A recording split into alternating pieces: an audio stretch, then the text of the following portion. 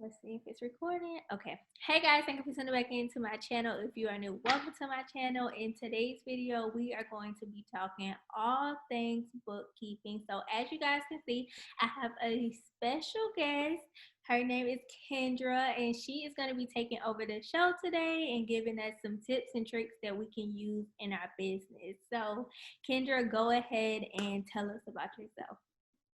Hey everyone. First of all, Jade, thank you so much for having me on. I really just appreciate the opportunity to come on and just share with your viewers a little bit about myself. I've been bookkeeping for a little over 10 years now.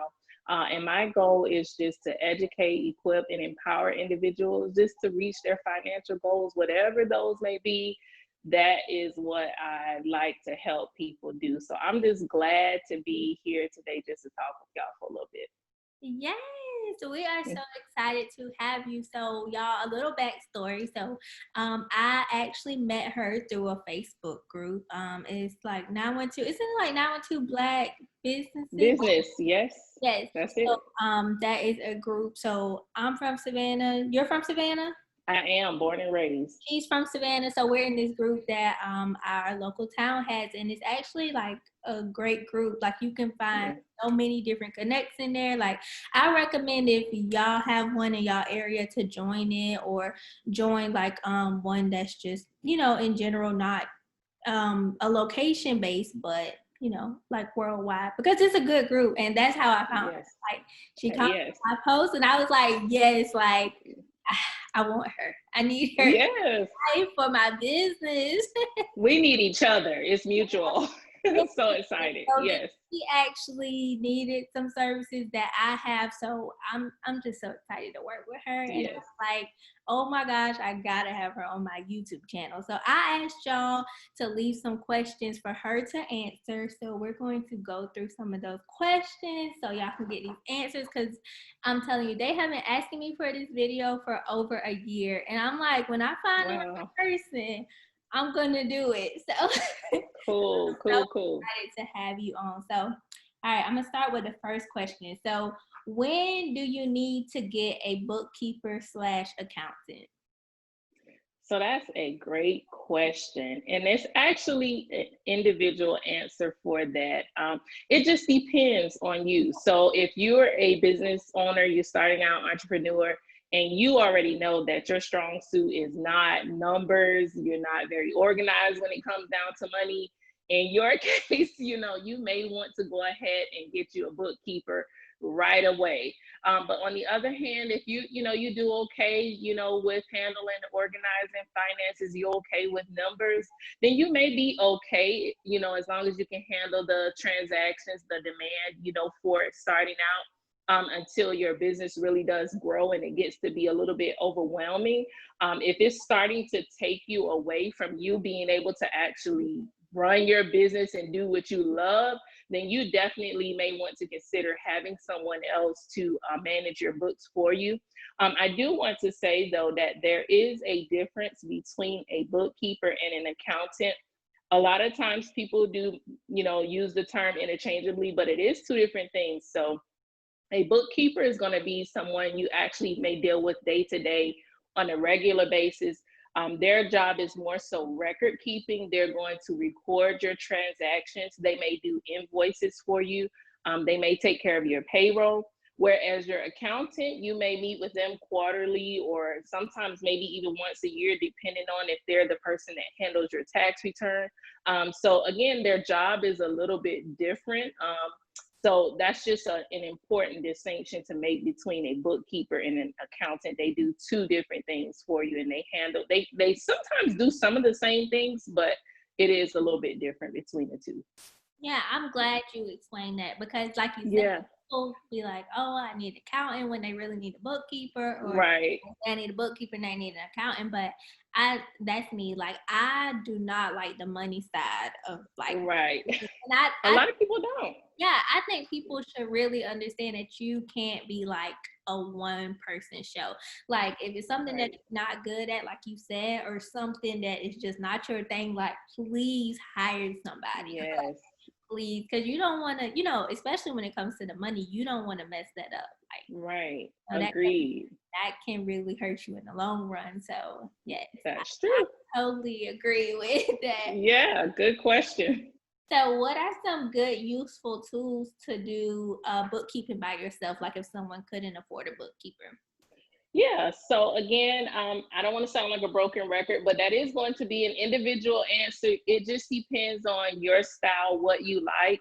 Some people are pen and paper type of person. You can definitely keep track of your expenses and income and transactions just by writing things down. Maybe you'll have separate notebooks for separate things, so you can use that. Or if you are inclined a little bit more toward technology, there various software that you can use. There's different apps that you can use. So it just depends on what your style is. There's something out there for everyone, literally. I mean, you can really just pick what works for you. The important thing at the end of the day is just to have a system, and whatever your system is to be consistent with that. So if you use a pen and paper system, you want to make sure that you're consistent with that. If you log your transactions into software, you want to make sure you're consistent with that. So whatever you decide, just let it work for you. Yeah, because like I was telling you, like I just use the systems that's on my, platforms. Like I use Shopify, and they kind of have Yeah. like a bookkeeping little thing you can do on there where when you get new invoices in, you can log them. And I just Right. use that. But then it's like I have an Excel sheet that I created that I could use as well. But then you Okay. just telling me about QuickBooks and Yes. how that would probably be better. Yeah. And so QuickBooks, I love QuickBooks. I use QuickBooks. I'm partial to QuickBooks, but there are other programs out there. What I like about QuickBooks is you can pretty much keep track of everything in one app. And I don't like to be all over the place. So if it's something that's going to pretty much give me all the tools in one thing, that's what I need. Like, you can link your business bank account or whatever account you use for your business to your QuickBooks. It'll pull the transactions in for you. So it's a good tool. You can even take pictures of the receipts and those types of things and put into QuickBooks. So it really is a good program. Again, there are others out there that people use. Another one is called Xerox. Some people use that one, but for me, I just enjoy using QuickBooks. It's pretty user friendly. Okay, that was my Yeah. next question. I was gonna say, do you Yeah. think some user like pretty user friendly for anybody? I would say so. It can be a little bit overwhelming initially because it's just new. That's with anything. But once you learn the different tabs and the different screens, I'm pretty confident. If you are already used to being on the computer or using a smartphone, and that's another good thing about it, they do have an app. So if you're pretty much used to those things, then you'll probably be okay. But again, you still have to be consistent with making sure you're going in there, you're categorizing your expenses. You still have to do some stuff, but it just makes it easy for you. Okay, well, there Yeah, goes two different options you guys can use. And like she said, it really just depends on you and probably depends on the volume of your business. I mean, absolutely. more, yeah, then you would want to use like something like QuickBooks. But if you're just starting out, then maybe pen and paper may work. Um, Yeah. the next question is any recommendations for a bookkeeper or how to find one? So I would say if you're looking for a bookkeeper, you can probably find one. Like, we find a whole lot of things nowadays. You can just go on Google and search bookkeepers in whatever your city and state is. You can do a Facebook search. You can also ask your friends and family. Maybe you have some business owners in your family, some entrepreneurs, and they may be working with someone. So you can kind of say, hey, do you guys know anyone that you can refer me to? That's a good bookkeeper. So just do some research. One thing I like about Google and Facebook, things like that, if you find someone, you can read the reviews and see what other people are saying about them. So that will be very helpful for you. And you can, if you do find some, you don't have to stop at the first one. Everyone charges different fees. Everyone works differently. You may like something about the other person. Maybe they're more tailored in your area, whatever your industry is. So definitely, even when you find someone, you don't have to stop right there. You can just continue searching until you find the person that you think is a good fit for you in your business. Well, me, I stopped at the first person. Okay. She That's commented okay. on my post, and I was like, oh, I love her already. Instantly. So I didn't Well, even I'm look no glad. more. I literally stopped Yeah. at her, and I was like, yep, yeah, I gotta have her. Like, Yeah. yeah. So, and then also, you offer virtual bookkeeping, right? So if they're interested, they can contact you. Definitely. And most bookkeepers, they should be able to offer that because you're able to give your bookkeeper access to any of your financial information. And again, now a bookkeeper's job is record keeping. So you don't have to worry about, oh, if I give them my access to my account, then they're using, my information. Ethically, they should not be doing that. And again, if you were to contact me or someone were to contact me about bookkeeping services virtually, I would have access to whatever accounts that they use. And my job is just to examine those and record, whatever transactions they've done. So that is definitely something that can be done virtually and does not require the business owner to, be face to face with me. Okay, so yeah, so I'm gonna have all of her information linked down below in the description box, so you guys can contact her. And she is super sweet, super nice. She emails me Thank back so you. fast, I try. like she is so fast with her emails. Yeah. So you guys like definitely get in contact with her if you're looking for a bookkeeper, because like I love her already, and we. Yeah. The next one said, is it fine to start a business with no bank account, but all your business funds are separate from your personal? So, like, if someone was using like Cash App, Square, and stuff like that, how do you? So absolutely. I mean, if you're starting out, that is fine. I would even suggest that if you're just starting out and you already have a relationship with the banking institution, you can always open a separate checking account. In most cases, you can do that online in a couple minutes. You don't even have to make a phone call or go into a branch, and keep your, transactions separate from your personal. So the idea of that is to be able to have everything separate. You don't want to commingle, your business transactions with your personal transactions. So it's absolutely okay to do that. A lot of people do use Cash App starting out. They use PayPal, and those things are okay. If you're just starting out, and again, you can link that separate personal checking account to those platforms so that it's only business things going in there. And that will be okay until you get to a point, that you're ready to separate it and get an actual business checking account, if that's even your goal. But it is absolutely okay to just keep it separate. Yeah, I want to emphasize on what she said about linking those types of accounts like the Cash App, the PayPal, to a separate account, because even when you make those deposits, if you make it into your everyday checking account, that money is gonna get tied up, Like you're not Absolutely. gonna be able to tell, the difference, especially if that's your main account that you spend out of. So it doesn't have to be like labeled a business account, but just Right. a separate account. And I know like some credit cards, like with Discover and Capital One, you Hmm. can open an account with them, like a debit card account. They'll send you a debit card. I found that pretty cool. Um, Yeah, they do. They do. In some of these, they will offer you even, business credit cards if that's something that you're, looking into. And you can use that to keep track of your business expenses. And another thing about separating, just say for instance, it does happen sometimes, but somebody hacks into your Cash App.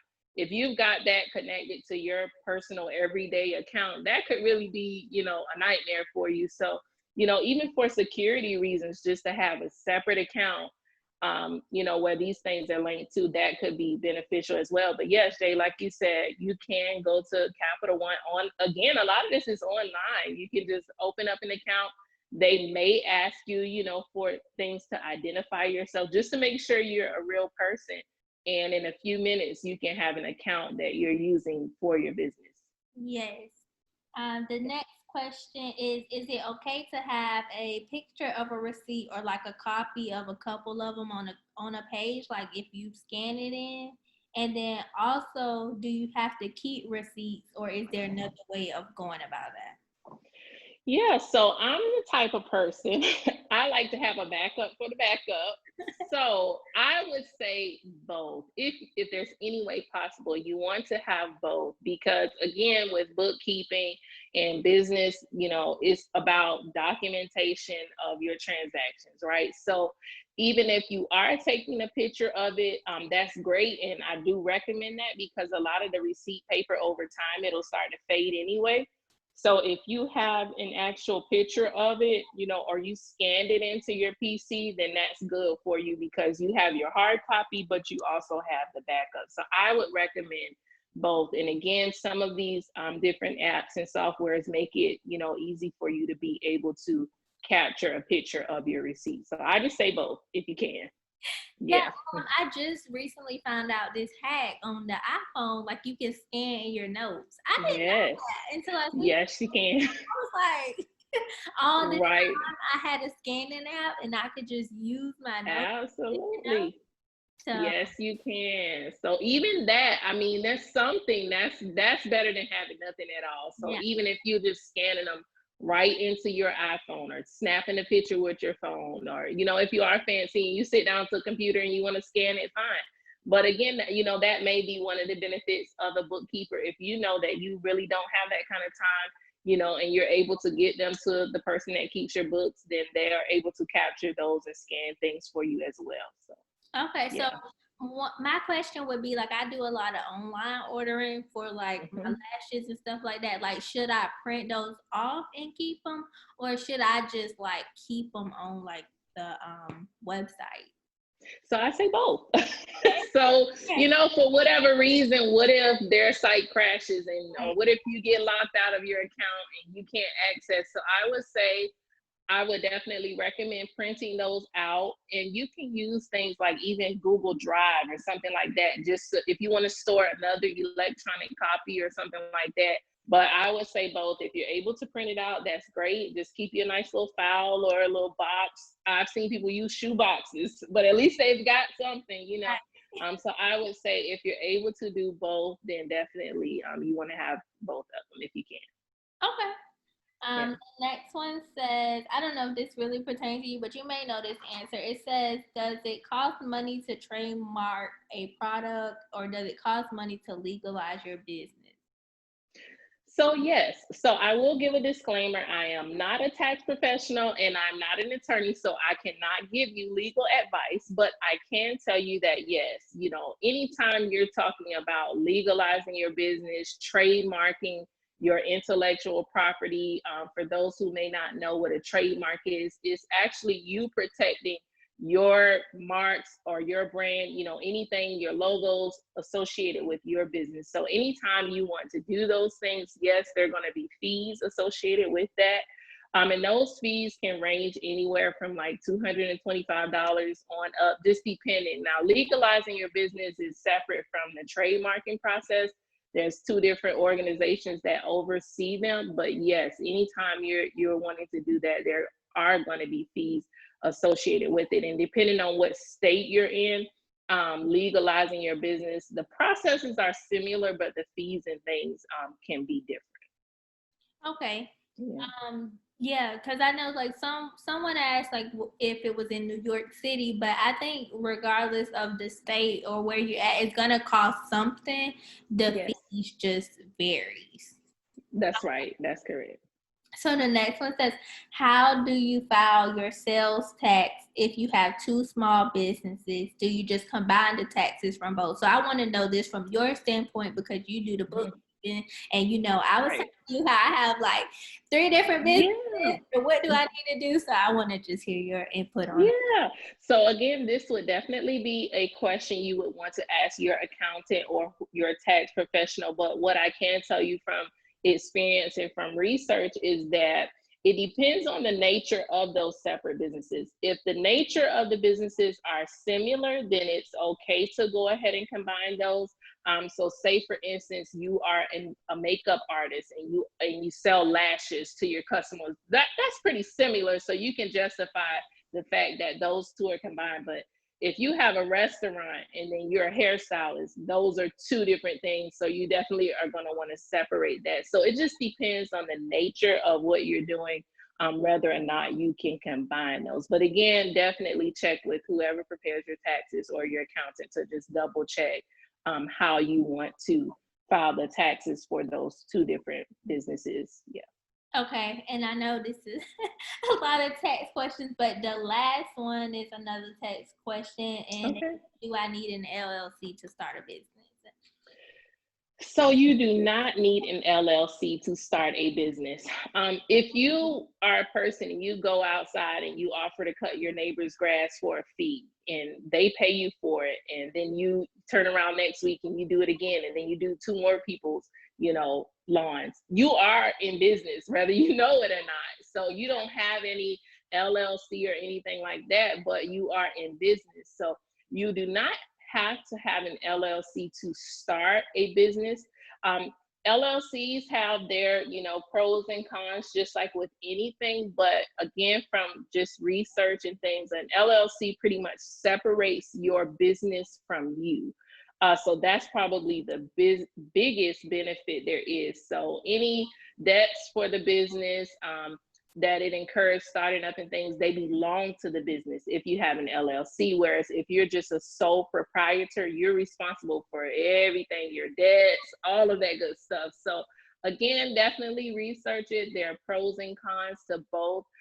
Within LLC though, if you are looking to, like, say for instance, you want business funding, you want loans for your business, you want to do establishing business credit, you are going to need a LLC for those things. Now, there are some things available to sole proprietors. It's not that you can't get business credit if you're a sole proprietor, but it's a little bit different as it relates to having an LLC. You can even be a sole proprietor and you can do business in a fictitious name. So it's all different kinds of ways to do it. But to answer the question, no, you do not have to have an LLC to actually start a business. Yes, and that's the thing, like you were saying, like you don't have to have one. Like it's people that have businesses and really don't know that they have business. Right. I think LLC is the most popular Right. that you hear. You usually see that a lot. You'll see people LLC, their business names.